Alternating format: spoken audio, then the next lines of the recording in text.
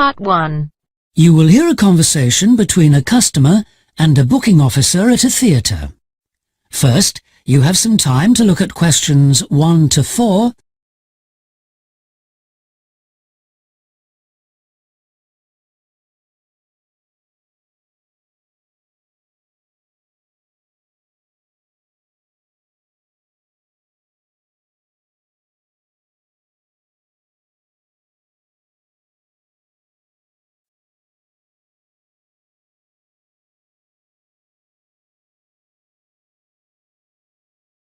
Listen carefully and answer questions 1 to 4. Hello, Theatre Royal Plymouth? Hello. I'd like to make a booking, please. Yes. What is it you want to see? The Imposter. Right. And which day did you want to come? Friday the 25th. Just a moment and I'll check availability on the computer. Oh, sorry, we're fully booked for that performance. Oh dear. What about the following day then? The 26th? Yes, that's okay. We've got 2 performances on that day, one at 3:30 and one at 7. Which would you prefer? Oh, the later one, please. How many people? Well, there are 4 of us. Are there any concessions? Any children? Oh, I'm not sure. My daughters are 15 and 12. Do they get concessions? Only the 12-year-old, I'm afraid. So that's 1 child and 3 adults.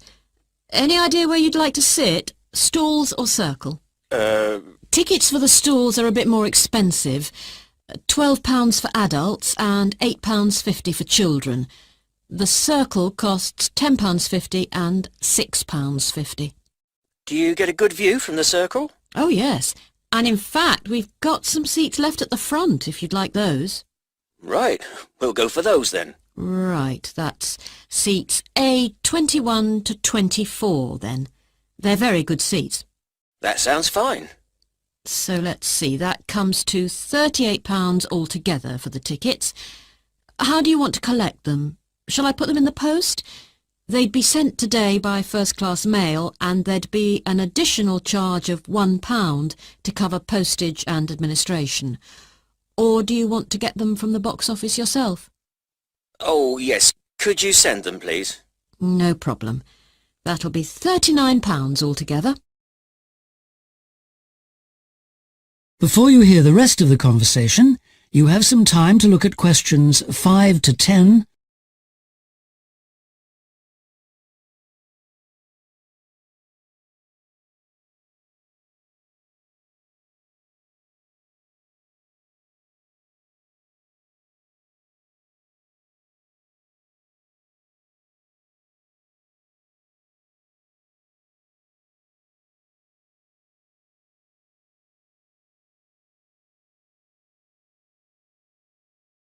Now listen and answer questions 5 to 10. Could I just take your card details? What kind of card is it? Visa? Switch? MasterCard. OK. And the number? It's 3290 5876 4401 2899. 2899. OK. And the name on the card, please? It's Mr. J. Whitton. WHITTON. N for never or M for mother? N for never. Thank you. And now I've nearly finished, but I just need your address and postcode. Yes, it's 42 South Street, OK. Is that Plymouth? London. And the postcode? It's SW2 5GE. That's fine then. The ticket should be with you tomorrow. Is there anything else I can do for you? Yes, I was wondering if I could get regular information about what's on. Certainly. I can just add your name to our mailing list. Would that be OK? That would be very good. Yes, please. Oh, and there is something else, sorry. One of our group is hard of hearing, and I've heard that you can supply special headphones. That's right. As long as you tell us in advance, we can always do that. I'll book those for you now, and you can just collect them from the box office before the show. Thanks very much for your help. No problem. Thank you for calling. Thank you. Bye. That is the end of part 1. You now have half a minute to check your answers.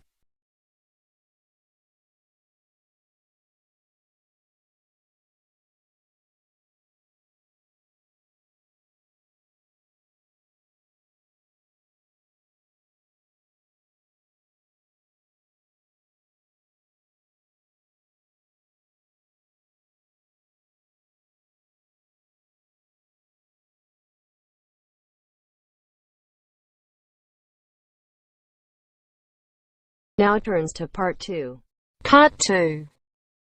You hear a club leader giving information to a group of young people who are planning to do a 2-week holiday course at the Tamerton Centre. First, you have some time to look at questions 11 to 15.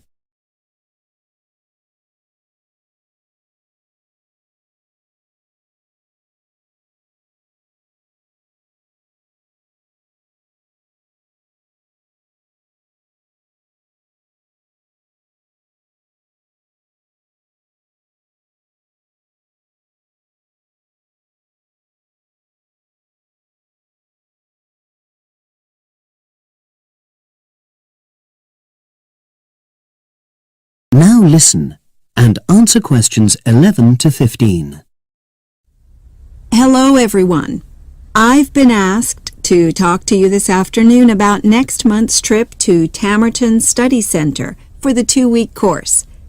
Now, some of the things I'm going to say you may have already heard or read about, but I think it's important to emphasize a few key points. First of all, it's worth reminding you why Tamerton was set up in the first place, in the late 1960s. That was really before all the concern with preserving the environment, which everyone talks about these days. The idea was simply to get people out of the cities and into the country, and to find out that just being outdoors can be very rewarding. This is not going to be a holiday in the usual sense. It's called an adventure course because you'll really be stretched to your limits, but that in itself can be a positive thing. The group I took last year, for example, said that although they actually felt pretty weak and exhausted all the time, it really made them learn a lot about themselves and increased their confidence. And in the end, that's the most important thing. Now, all of you knew about policies at Tamerton before you signed up for it, so you know that in many ways it's quite old-fashioned. You don't have a lot of choice in what you do. But something which I think makes the place so special is that you get to try so many different things every day. For instance, one day you'll do climbing, and the next you'll be surveying rock pools. It's not intended that you become an expert in any of them. It's more like a taster, which you can follow up if you want. And there isn't a lot of free time. Organized activities and talks, etc., go on until 9 p.m., and lights go out at 11 p.m. There are table tennis tables with all the equipment and board games, though I have to say the pieces often go missing, so it's a good idea to take your own. There's a DVD player with a good selection of films suitable for this age group, so don't take yours. Bedtime at 11 p.m. is strictly enforced, and there's a good reason for this. You're all under 18, and we organizers need to know that all group members are accounted for in the house as we close for the night. And of course, you'll be so exhausted anyway that you'll be too sleepy to want to cause any trouble. Now you have some time to look at questions 16 to 20.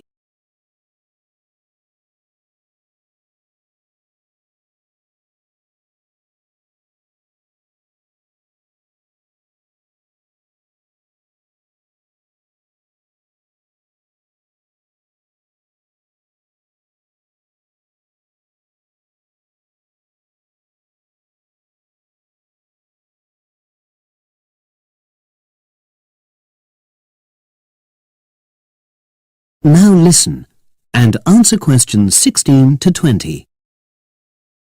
Now, what should you pack? The information sheet tells you a lot about what clothing to bring. But what about other things?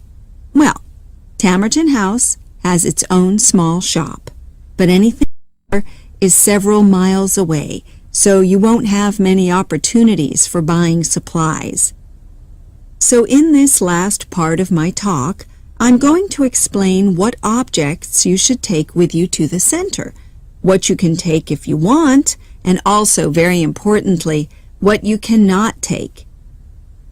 Several of you came up to me before this talk and asked whether you can take things like kettles or hair dryers. The answer is there are plenty of these electrical appliances available in the center, and they are of the proper voltage and are checked regularly. Yours may not be, so the rules at Tamerton say you can't bring them into the center because it's considered a fire risk. Remember, it's a very old house. Now another question was about cell phones. Although you definitely can't have them on during inside talks, you equally definitely need them when you're out on exercises. So they're a must, I'm afraid. Anybody who wishes to talk to me about borrowing a phone for the fortnight, please see me after this talk. Now, the weather's heating up at the moment, and you'll be outdoors a great deal. If you wear proper clothing, especially a hat, sun cream is optional. Also, they sell high-factor cream in the shop, so you don't have to take any of your own unless there's a special kind you use. Now, there's a special note about things like deodorants, which come in aerosol cans. I need to tell you that these are banned in the center because apparently they have the habit of setting off the fire alarms. If you want to take an aerosol can, you'll actually be at risk of being told to leave. And finally, people have been asking about whether they need to take towels. Well, the center does provide 1 towel per guest, which you're required to wash yourself. If you're happy with that, then don't bring another. If not, take one of your own. Just remember how much outdoor exercise you'll be doing and how dirty and wet you'll be getting. That is the end of part 2. You now have half a minute to check your answers.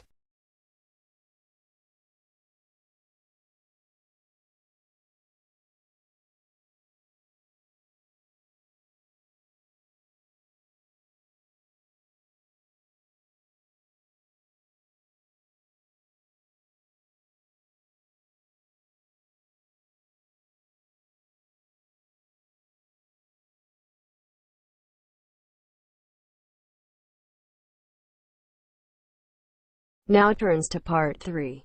Part 3. You will hear a conversation between a tutor and 2 students, Amanda and Jake.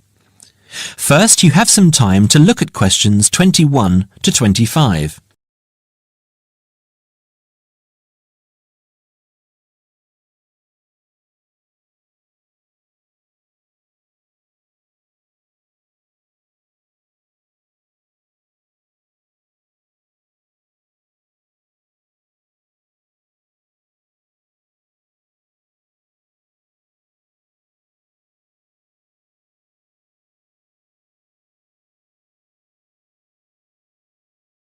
Now listen carefully and answer questions 21 to 25. So, Jake and Amanda, how did the project go? Very well, I think, Dr. Hinton. I certainly learned a lot and enjoyed myself at the same time. Me too. So, remind me, what was your project about? Basically, what makes successful people? Let's call them top achievers successful. Yes. How are they different from us? What do they do that other less successful people don't do? Interesting. And did you come to any conclusions? Quite a few, actually. Good. Share some with me then. Well, I'd always thought that a top achiever would be the sort of person who would bring work home every night and slave over it. But it appears not. Those types tend to peak early and then go into decline. They become addicted to work itself, with much less concern for results. We found that high achievers were certainly ready to work hard, but within strict limits. They knew how to relax, could leave their work at the office, prized close friends and family life, and spent a healthy amount of time with their children and friends. There's a lesson for us all there. Anyway, go on. It's also very important to choose a career which you enjoy, not just one that pays well or which assures you of a pension many years down the line. Surely that's important though, Amanda. Yes, I agree, but being happy in your work is far more important than anything else. Top achievers spend over 2/3 of their working hours on doing work they truly prefer and only 1/3 on disliked chores. They want internal satisfaction, not just external rewards such as pay rises and promotions. Before you hear the rest of the conversation, you have some time to look at questions 26 to 30.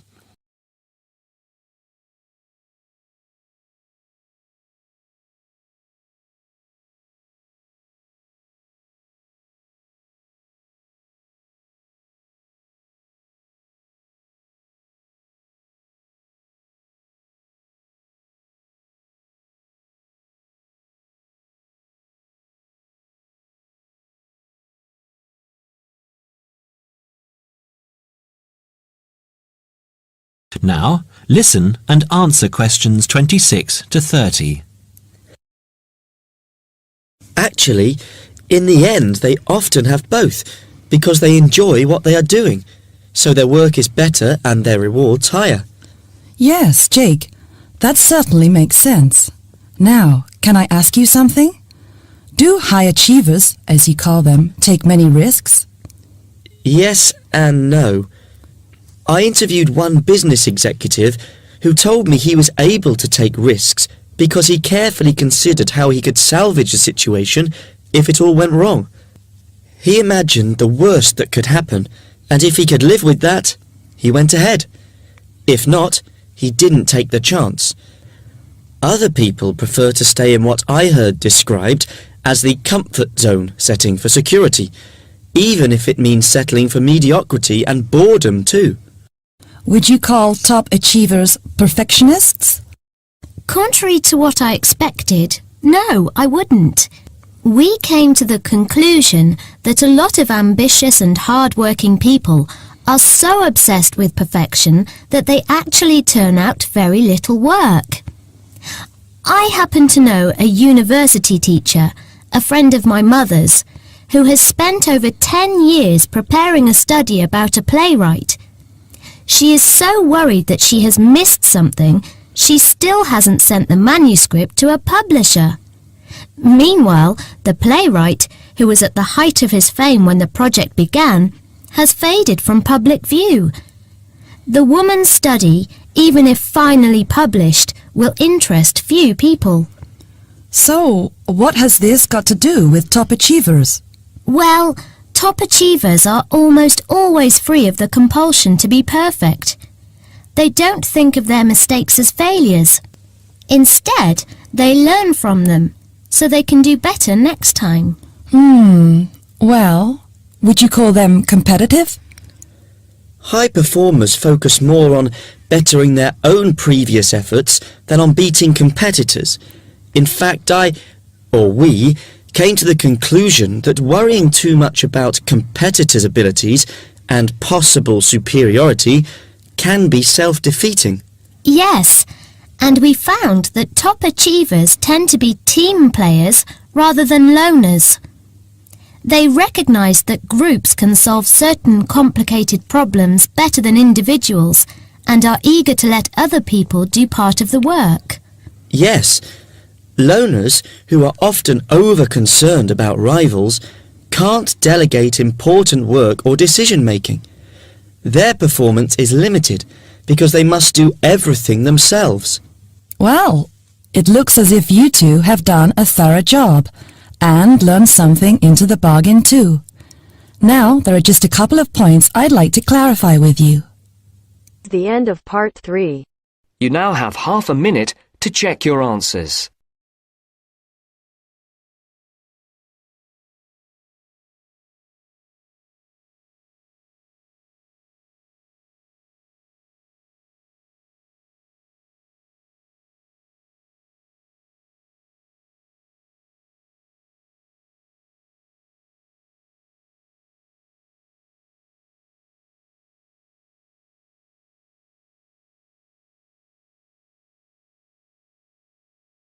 Now turns to part 4. Part 4. You will hear a lecturer giving a talk on managing creativity in business. First, you have some time to look at questions 31 to 40.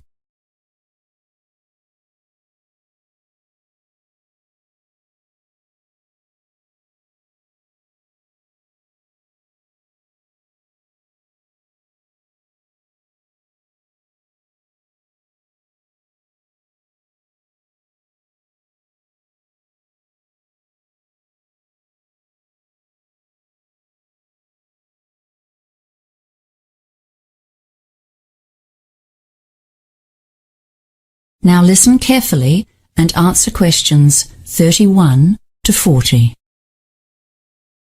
Hello, everyone.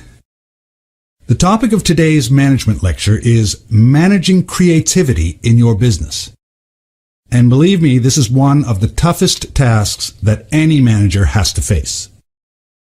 How do you lead and control the staff whose job it is to create new business and product ideas for you? They are the ones full of creativity and imagination, so they need to have a lot of freedom. After all, they are the people who are paid to come up with new ideas. Controlling staff who are at the forefront of innovation will be one of your most challenging tasks. After all, creativity implies freedom of thought and action. Management styles used to be different, especially in manufacturing. In the factory, staff would be told what to do and how to do it, with a watchful eye kept on them. In that setting, standardization was important for efficiency and product quality. Work could be exceptionally boring, and there was no place for individuality.